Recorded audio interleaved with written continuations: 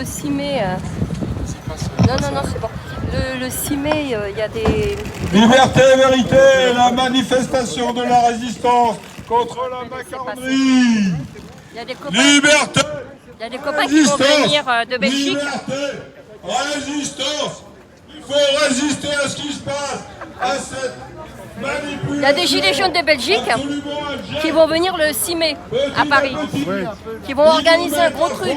Voilà. Donc je ne peux pas en dire plus, parce que tant qu'ils n'ont pas confirmation que c'est pas mis en place, etc., eh bien, on ne peut pas s'avancer, mais en tout cas, il y a quelque chose qui est prévu le mardi 6 mai, le samedi 6 mai, avec les gilets jaunes de Belgique. Parce qu'il faut savoir que les gilets jaunes de Belgique, eux, ils se déplacent de pays en pays au sein de l'Union européenne. Mais c'est bien, c'est ce qu'il faut faire, parce que comme c'est un problème, on le sait, qui est mondial, mais déjà au sein de l'Union européenne, puisqu'on a bien dénoncé le fonctionnement de l'Union européenne qui attaque tous les États membres, c'est pas pour rien qu'ils disent les États membres et non pas les pays.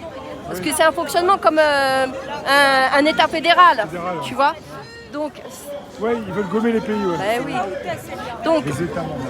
et donc le samedi 6 mai, il y a quelque chose qui est prévu à l'initiative des Gilets jaunes de Belgique, de Barbe Jaune pour ceux qui le connaissent. Et voilà, c'était pour passer le message afin que les gens soient informés, qu'ils se tiennent prêts. Attention, on ne va pas faire une révolution, les amis, quand il faut qu'ils se tiennent prêts. Remarque ce qui se passe actuellement. C'est très bien, c'est très bien. C'est pour ça que moi je dis qu'il ne faut pas, quand les syndicats font des bonnes actions comme ils en ont fait à BlackRock, comme ils en ont fait au siège de LVMH, comme ils en ont fait dernièrement à Euronext, hein, comme ils l'ont fait aussi à chaque fois qu'ils ont mené des actions un peu partout dans la France. Et on salue encore le travail de la province, les initiatives qui sont prises en province, parce que, encore une fois, les provinciaux ont fait la démonstration de leur capacité d'action. Ils ne se mettent pas des freins comme nous les Français. Hein. Mais ils y vont, vraiment bravo, chapeau à vous, chapeau aux travailleurs, chapeau aux syndiqués. Les syndicats, on verra, parce que tu auras remarqué que Sophie Binet, qui ouvre bien sa gueule, contrairement à Olivier Matteux, qui est très bon là-bas dans le sud. Sophie Binet, du jour où elle est passée à la tête de la CGT, elle nous refait la même chose que Martinez. Les journées d'action. Depuis, c'est fini. L'ampleur, elle a baissé et elle te dit on attend le 1er mai. Mais on n'aurait pas dû attendre. Quand il y a une dynamique, si tu coupes la dynamique, il y a un effet, tu vois, de démobilisation. Oui. Et ça, c'est très difficile de relancer la dynamique derrière. Alors, il y a les syndiqués qui, heureusement, mènent des actions un peu partout, notamment proches des lieux de pouvoir, mais ça ne suffit pas.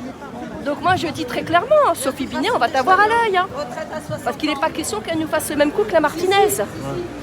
Donc bravo à tous ces travailleurs qui se sont mobilisés, bravo à tous vraiment hein, du fond du cœur, à tous ces jeunes qui se sont pleinement investis, quoi qu'on en dise, même si ils se sont quand même investis et ils ont payé très cher de leur mobilisation, notamment comme on l'a évoqué tout à l'heure avec les gardes à vue abusives, avec les appels, les fameux nouveaux rappels à la loi qui n'en sont plus d'ailleurs, avec les sanctions administratives, les sanctions pécuniaires, etc. etc. Donc à suivre, il ne faut pas démobiliser les gens, il faut continuer. Et nous, je dis bien les Gilets jaunes, ils ont un rôle à jouer. Parce que d'ailleurs les syndicats Gilets jaunes, il est où? Moi je vois la CGT, je vois Force ouvrière.